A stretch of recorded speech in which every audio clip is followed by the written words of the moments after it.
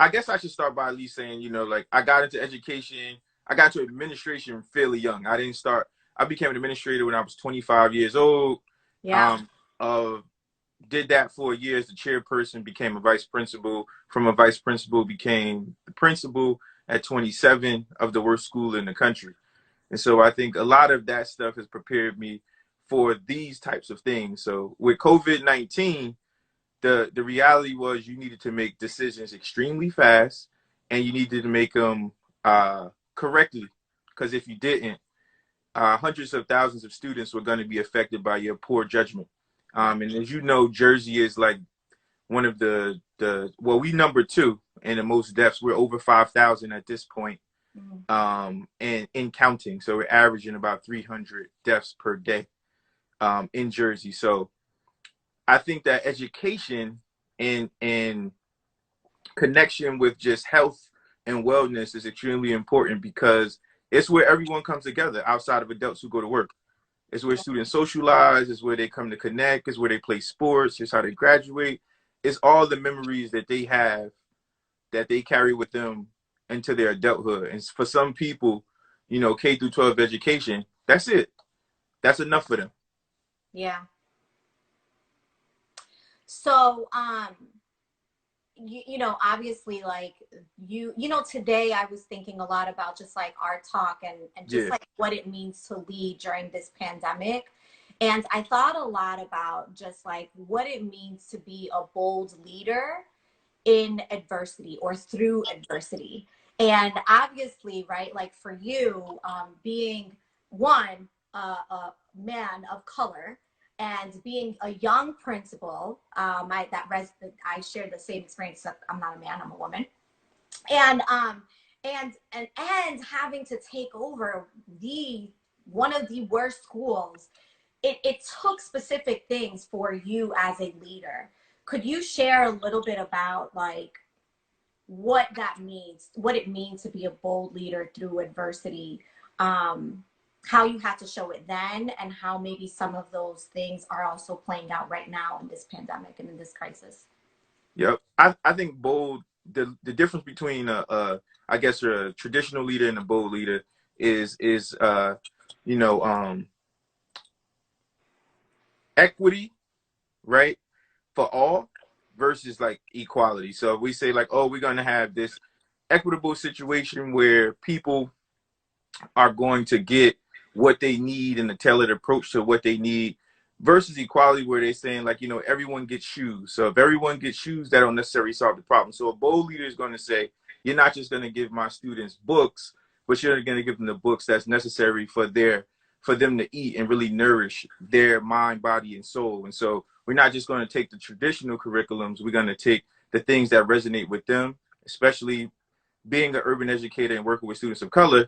I think that it's extremely important that we find things that actually connects with the young person so that we can move things forward. And then on the other front is, I think the lens from a leader that's bold is always embracing stuff from a different perspective. And so someone sent me an article today about the difficulties of actually remote learning and attendance. And so a young lady who happened to be a former teacher of mine is describing how she called the home of 50 students, and like the 51st student found out that their family members had died, and she's averaging about 30% attendance on a remote learning aspect. And so in many ways, we're not paying attention to the after effect of just being home every day and what that looks like in a young person's life. And so it resonated with me, because a bold leader is going to say, we got to go to the home. We have to make sure that food is provided. We need to figure out if they need anything over there. And though we're supposed to be practicing social distancing, it's going to be extremely important that we connect with them so that they feel and understand that this is a community that goes beyond the four walls of the building. And as long as we can continue to do that, I think we get the resources we need. We hold people's feet to the fire. We don't allow, you know, companies and businesses to just exist in the community. We force them to participate. And it's Yes. all those kinds of things that gets us to where we need to be. Yeah. So we're gonna get real tonight, okay? Is that all right with Okay. everyone? we're just going to keep it real blunt. Hopefully everyone will take away something, because there's been a lot on my heart, and also just like I've been interacting with a lot of leaders, both principals, superintendents, teachers, and one of the things that it keeps coming up is there's all these pressures on leaders that oftentimes we don't speak about, right? Like what the weights that we carry, because we just have to show up in the face of adversity because everyone is looking at us in the midst of crisis. And so what that looks like right now, obviously for a lot of principals, even superintendents, there's a lot of like state mandates. There's a lot of rules, right? Like you should be prioritizing teacher evaluations right now. You should be, while you're trying to take care of yourself and take care of your kids and bring together all these different businesses, community, make sure that your kids are fed, that they're showing up to work, that your teachers are teaching. There's so many different pressures. And so what does it mean to be a bold leader, even when there are all of these demands and we're literally trying to balance it all? I would say that the best way to put that is to do what you have to do and then ask for forgiveness later, right? And so you allow the community, the things, the circumstances that are in front of you to drive the decision making and make sure that your heart is in it, as well as you're in compliance with whatever rules or what have you have been established. But the reality is those people making the rules and sometimes that are adjusting them haven't thought about everything. And because they haven't thought about everything, you can't follow it to a T. Are you going to find yourself in a situation where you can't help the family in need, you can't help the staff member in need? Because I think in this, we're sometimes losing the fact that staff members are now also in the new norm. And so that highly effective teacher could potentially be partially effective because you're talking Google Classroom and they're used to doing differentiated instruction inside of a room with 25 students. And that's something you love, but they don't know how to get them to raise their hands inside of a Zoom meeting, or they don't know how to engage them in the chat feature. And so these are things that you're always going to grapple with. And I don't know that statute and laws are thinking of it that way. They're essentially kind of relaxing the rules and saying, push that date back 10 months or 3 months, or, don't do that evaluation that we once told you to do, at least for the next, year. But that doesn't alleviate the pressure that's on you to make hard decisions for families, for teachers, for administrators that you've been working toward up until March. And now there's this like abrupt shift and you need to adjust. So I would say that it's hard, but you got to do what you got to do if you're going to expect to be successful. So let's dig a little deeper. Could you share with us maybe some ways that you've had to show up bold through adversity, even right now, while you're trying to balance? I'm sure you're trying to balance a lot. So what does that look like for you? What have maybe been some things that have worked for you? A way that I've had to show up that was bold. So when we began this process, a lot of the information that was coming to us didn't exist. And so we had to think through, or I had to think through, I say we because it's definitely a team, it's just not me. Yeah. We had to think through, what is it that students actually are going to need when we're no longer at the doors? And so the mandate was that the schools were closed on March 16th. And a hard decision that had to be made was, well, even though the students are going to be home, we're going to need essential employees to actually be at the school, to give out laptops, to give out hotspots, to be present to answer families' questions, to really establish a system if we're going to actually be successful. And so I would say that that's not something that was probably warranted. Like, people didn't want me to do it, but it had to be done in order for the kids to get what they needed. And so I would say, like, at this point, that's probably the biggest adversity. And I would also say that I tend to take pressure as like a norm. And so most things don't get me too excited that I'm not able to kind of see clear and then work towards solving the problem. Mm. Mm. So what do you think allows you to not get so, I guess, for lack of better words, maybe like feathered, or Yeah. let's talk about that. I think it's upbringing. Like, I've just been through a lot. I've survived a lot. I've pushed through a ton of stuff. I was birthed by a mother when she was 16. As a teenager, y'all probably can see that I had 400 stitches in my face. Like, I've just been through so much that I wasn't supposed to be at a certain place.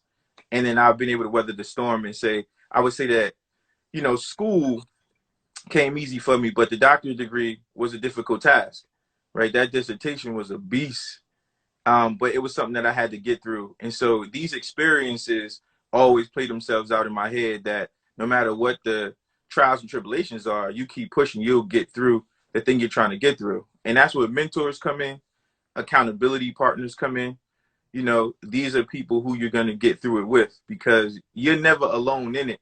Even though when you get through it, you might feel like I did it all myself, when the reality is there was a ton of people that was a part of that story that got you to where you needed to go to. And so when I see, my mindset is always that there's a way. And so because of that, I think that was the success I had really young, working with a very poor performing school and seeing those test results triple and double in one school year. Wow, it's amazing. Um, it obviously is a testament to your hard work. When you were speaking, I was reminded, and then we have a couple questions that I want to make sure we get. It reminded me of this scenario that I often paint for people, and it's around like going to the gym, right? When you first go to the gym, you don't just start off with like the 100, weights. You don't start lifting 100 weights from the beginning, right? You start with smaller weights, right?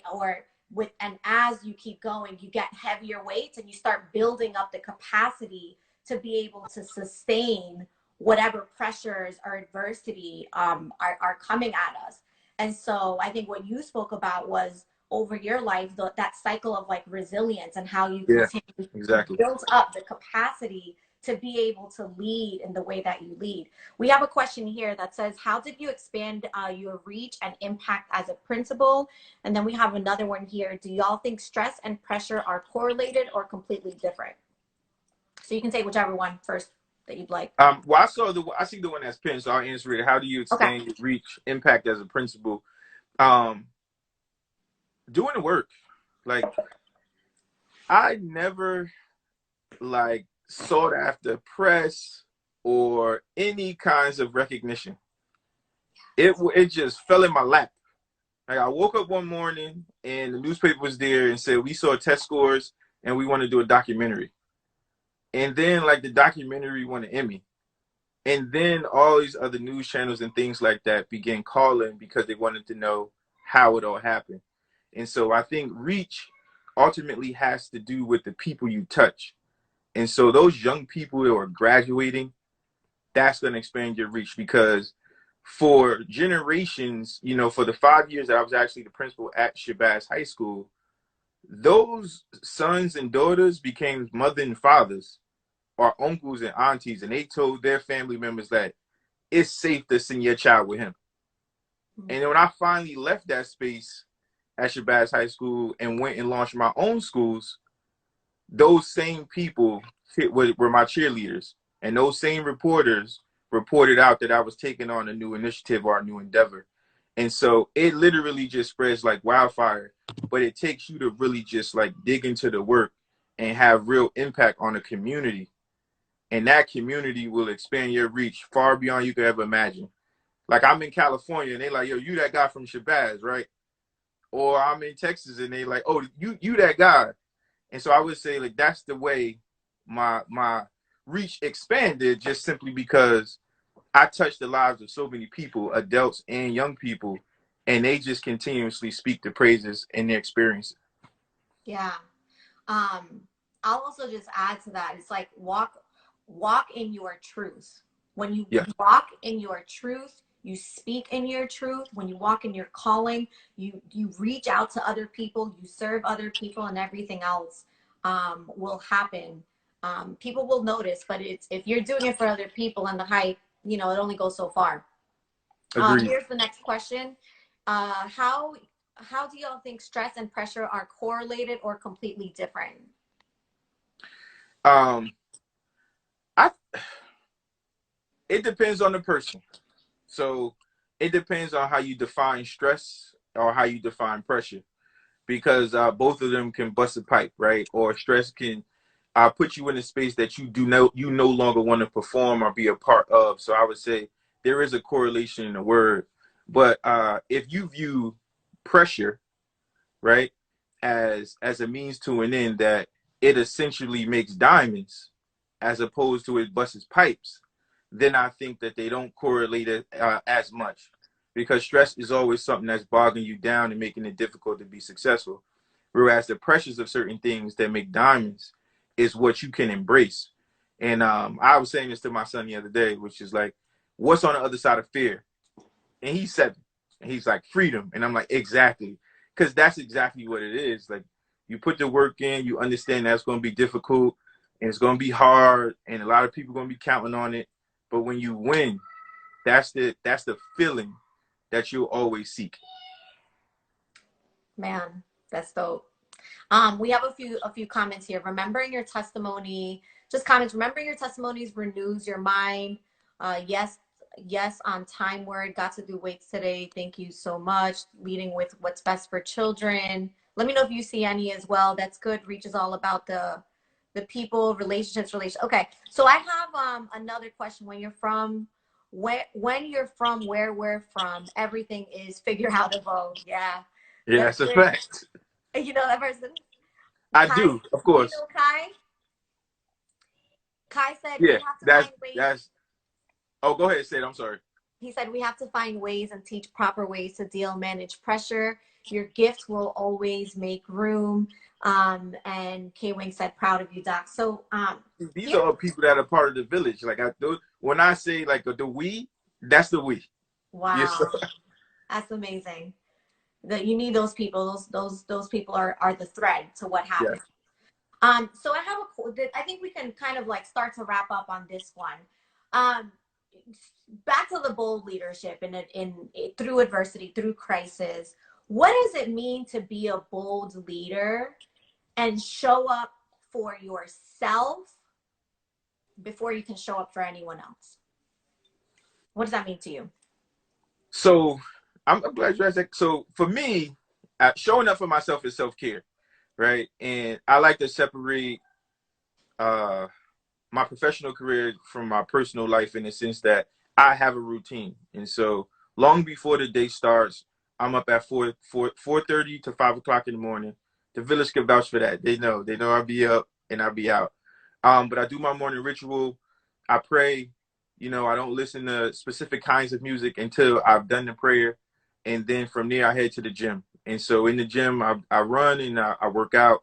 And that kind of gets my mind going and set. And that's a self-care I need to really enter the building and go to work and lead in a bold way, because I feel like I've centered myself for the day and I'm prepared to be successful. And so for me, it looks like doing those kinds of things and meditating and kind of getting right with yourself, because my best ideas are probably like post workout in the shower.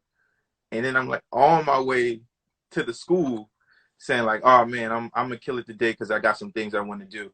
And the energy levels are where it needs to be to really put in the work. I mean, bold leadership requires skill. Some people think that it's just talking and ideas and vision. Vision is extremely important, but skill is key, because there's so many facets of the education system that you have to be prepared for if you're gonna make the right decisions, and you need to make them 100 times in one day. I mean, now. I mean, you're a Balance. former principal. Yes. Yeah, yeah. Decision making, and to make those decisions, you got to have like clear mind, body, soul, emotions. You got to have be in the right place. It's interesting that you say that, because I wanted to quickly talk about what you have done for the folks who came in late. What you're doing with your community. And really now it's like, it's national, clearly, because Really? folks from everywhere are joining this movement. So share this movement with us. And if you're open to it, we still have a few questions that are coming in as well. Yeah, I'm good. So what am I sharing? Share with us, like, again, what you're doing to promote, Oh, okay. Sorry, to Okay. promote wellness for your kids and how it's benefiting your community as well. Oh, okay. So right now we're doing this social distance run challenge. And in the social distance run challenge, it's a cool way to get out and compete amongst your peers or people from all across the country without actually needing them to be next to you to compete. Most run challenges require hundreds of people to be in the same space. In this instance, we're actually doing it virtually. And so anybody from anywhere can run. And why are we doing the run thing? It's because we want to always promote health and wellness. People need to get out of the house, be alone and be safe and follow the laws so they don't need to get any fines or anything like that. But at the same time, we're actually asking for donations, $10 donations, $20 donations, $30 donations, things like that, that's going to raise money for students. So these students will receive technology needs. So whether it's a hotspot or a Chromebook, the young people will get access to that, because whether you know it or not, and you haven't read the articles, but all the students don't actually have the technology needs to complete the work that they're being required to do. And so we know how it can be sometimes. Sometimes people are very rigid in their leadership, are very rigid in the way that they lead as teachers. Right. And the work may not get done, not because the student doesn't want to, but simply because they don't have what you think they should have, or the home life looks very different than yours, right? We talking about 2-bedroom apartments, multiple children, single parent homes, and children on 2nd grade and 5th grade. Those things can look really different. So that's what it's all about. People are really going crazy. It's been 3 days since we started. There's 3 people with 32 miles, but you don't have to be them. Listen, I got 3. That's you it. Can walk it out. Yeah. Yes. It's fun. I know my circle has gotten involved, and we have some runners on here as well. Kai, hopefully you're still on here. I don't know if Kai. Yeah, Kai. Yeah. We all know he attract. He's the king of the track, so he should be out there running. But he's been on the beach for a while now, so You said he's been on the beach? Yeah, man. Kai living a good life. Kai. Well, I'll live through you while I'm running and dying with all these miles. So someone asked, where can we donate? And then there's we'll take this last question. It says, what advice? Kai said they don't want this work. No. We probably don't. Professional athlete. Right. He would say that. So people want to know where to donate. And then a question is, what advice would you give to an inspiring leader who wants to make a drastic change? Like you did. Okay. So in whatever order you want, and then we'll close out. All right. So the donation piece is, we set up a Cash App. So if you have that, that'll work. If not, we understand. You can still join the challenge. But it is Zone, ZONE, the number 6, and then IX Sports. And so if you are on my page, you can go up there. You'll see the flyer. You'll see in the bottom, I think, left-hand corner, or right-hand corner, where you can actually donate. Somebody just put it in. Oh, you just put it in there. Yep, there it is in the comments. And so as far as what advice would you give, the question went away. What did you say? What advice would you give to a leader who's wanting to make a drastic change like you? So a leader that wants to make a drastic change like me, I would say you have to be fair. So it starts with your mindset. Your mindset has to be that of someone who can actually solve the problems that exist in the building. And then it's your responsibility to convince the students as well as the teachers that it can be done. And so you lead with integrity. And so what that means to me is that if you make a promise, you keep the promise. If you can't keep the promise, you make a new promise and then keep that promise. But the cycle of integrity will build trust amongst your staff and students. So if you say there's going to be a parent conference, that type of leadership will ensure that it's a parent conference. And when adults begin to experience that, they let go of their disbelief and they Yeah. start to get on board, and you'll see things to start to change. And so the mindset, I think, is where it starts, right? And then there's operations and structures and systems, and you have to establish those systems in such a way that it runs like a car. So when you get into a Mercedes Benz, you know what it's going to feel like. You know how it's going to handle. For those of you who have those cars, right? But we understand that's going to operate appropriately.